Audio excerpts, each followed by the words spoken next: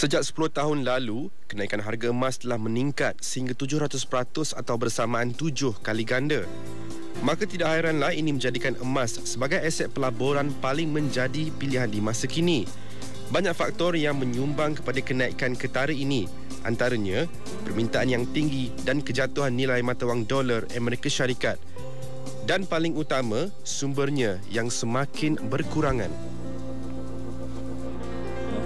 Trend permintaan emas bertambah sejak tahun 04 lah. 04, 05 general public baru sedar ini emas merupakan satu bentuk komoditi yang boleh kita labur.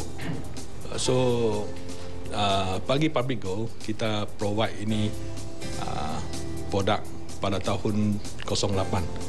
Pada masa itu, kita launching punya harga dekat RM80 1 gram. Sekarang dia sudah naik sampai RM200. So dalam masa yang singkat dekat 3 tahun ini, dia naik 1 ganda lebih.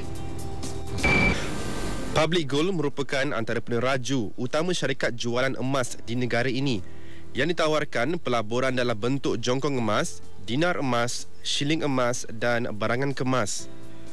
Namun pelaburan jongkong emas dan dinar emas yang paling mendapat sambutan. Bagi emas dengan jongkong perak, hanya dua unsur yang kita kena tahu. Yang pertama ialah dia punya berat. Dia punya berat. Nanti ambil lah, dia punya berat. So berat. Dan dia punya keturunan. So untuk jongkong emas dan siding emas, Public Gold Joy ni, dia memang keturunan emas 10 lah. 999.9. Ini yang kira paling pure lah, paling tulen dalam pasaran. Selain daripada jongkong emas, kita juga ada dinar emas. Dinar emas ini kita ikut World Islamic Mint punya spec. Dia punya specification lah. So dia punya keturunan ialah 22 karat. 22 karat. 22 karat bermaksud 916.66 lah. Antara yang pantas mencuri peluang pelaburan ini adalah Syukur Hashim. Beliau yang memulakan kerjaya di salah sebuah pusat pengajian tinggi tempatan mengambil langkah untuk berhenti kerja selepas melihat potensi berganda dari pelaburan awalnya terhadap jongkong emas. Jadi apabila saya tahu tentang emas ni, saya dapati bahawa emas ini sangat menarik. Kerana bila kita buat kajian, kita dapati bahawa emas ini ialah simbol kekayaan. Emas itu simbol kekuasaan dan emas itu simbol kejayaan.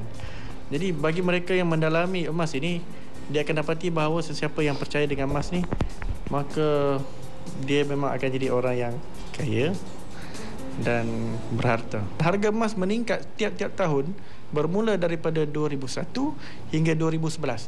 10 tahun berturut-turut harga emas naik. Jadi ini merupakan satu peluang yang mana kalau diambil, maka pelabur akan untung banyak. Namun di sebalik peluang, masyarakat katanya perlu mendapatkan informasi yang cukup sebelum memulakan pelaburan emas.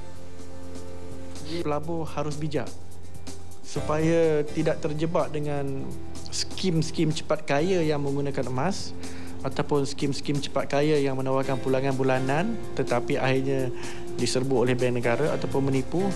Jadi pelaburan emas yang betul ni contohnya macam beli jongkong emas dekat Public Gold ataupun beli dekat bank-bank ataupun last sekali ialah beli dekat kedai emas. Jadi insyaAllah kalau tuan-tuan buat pelaburan emas dengan betul, pulangannya sangat lumayan. Okay. So apa tadi informasi yang baru saya akan